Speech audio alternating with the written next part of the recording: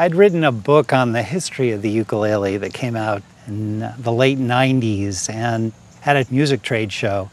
A friend of George Harrison's passed our booth and said, "Oh, my friend George gave me that book."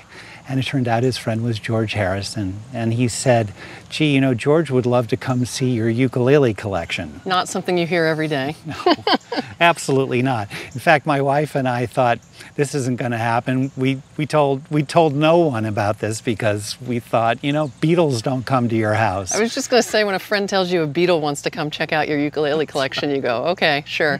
About 4 or 5 days later, the doorbell rang, and in came this friend who had stopped by at the show, and George Harrison. And we spent the next 3 hours just playing ukes together. It was an extraordinary time. There we were singing All My Loving with George, all playing ukuleles, and it was a moment to never be forgotten.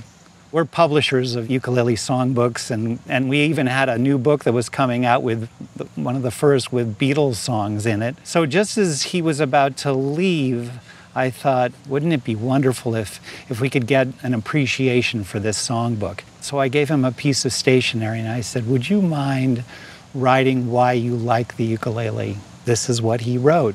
I am so happy that you had the presence of mind to ask him to do that, because now that he's no longer with us, sadly, there's all these wonderful folklore stories that everyone has who knew him, about him driving around with a trunk full of ukuleles. That's right. Because he would just give them to people. You know, everyone always thought it was kind of quirky and wacky that he was into the ukulele, but I think it's wonderful that he really did write out here why he likes it. And this letter is such a dream because it's so evocative of his personality and his turns of phrase, and he says that people who play the ukulele are crackers, which is a very British kind of way of saying they're bonkers.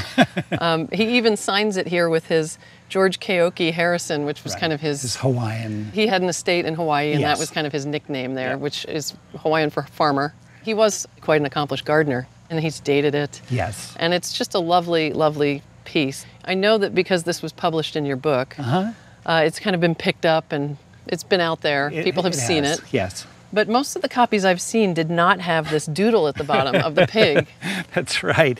For some reason, my wife, who was the art director on this book, for some reason she chose not to put the pig in. Maybe it just didn't fit. I think that the pig is probably my favorite part of this whole letter.